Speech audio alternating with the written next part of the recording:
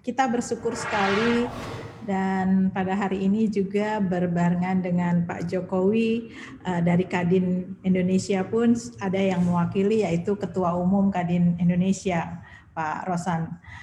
Alhamdulillah kita bersyukur sekali dan ini harapannya sangat besar sekali, momentum yang baik. Mudah-mudahan di awal tahun vaksin ini sudah ada di tengah-tengah kita, kemudian kita semua bisa mendapatkannya, apalagi didengungkan oleh Presiden sendiri akan ada vaksin khusus masyarakat itu secara gratis.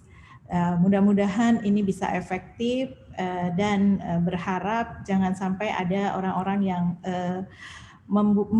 memberitakan yang tidak objektif. Itu Mbak. Oke, baik.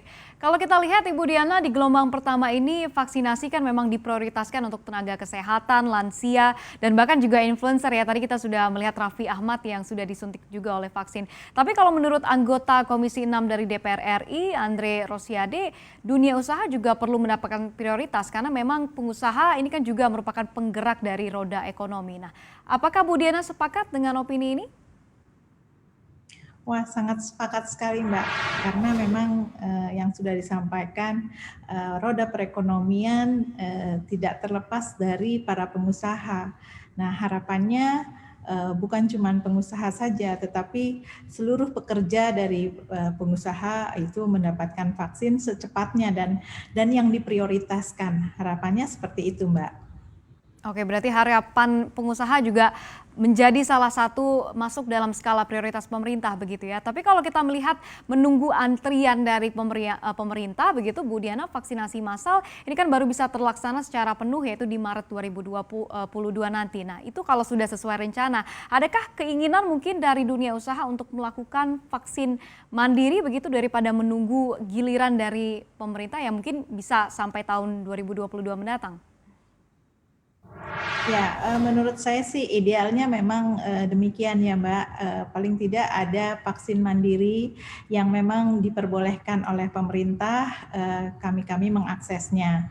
Tetapi perlu diketahui juga bahwa tidak semua pengusaha pada saat sekarang ini atau perusahaan saat ini cash flow-nya baik semua. Nah, ini yang mungkin perlu dipertimbangkan oleh pemerintah juga. Di satu sisi memang pemerintah menyediakan untuk apabila teman-teman yang tanda kutip lah berpenghasilan baik, kemudian perusahaannya berjalan baik untuk melakukan vaksin secara mandiri. Tetapi apabila memang ada yang teman-teman tidak bisa menerapkan itu karena cash flow-nya, tolong dibantu dengan mungkin nanti ada kebijakan dari pemerintah lagi. Salah satunya adalah kita ketahui kita mempunyai kewajiban selain dari pajak adalah BPJS Tenaga Kerja dan BPJS Kesehatan. Oke, kalau mengenai BPJS Kesehatan kita sadarilah kondisi saat ini pasti minus cash flow-nya. Tetapi kalau yang BPJS Tenaga Kerja itu kan masih bisa di switch gitu ya pos-posnya, sehingga teman-teman yang pekerja yang memang membayar BPJS Ketenagakerjaan bisa dilakukan vaksin yang kita sebut dengan vaksin mandiri. Apabila harus menunggu begitu lama, kita juga inginnya cepat. Nah, di situ mungkin ada regulasi pemerintah juga, Mbak. Nah, bagi Anda yang ingin mengikuti berita ekonomi dan juga bisnis, jangan lupa untuk install CNBC Indonesia di App Store dan juga di Play Store.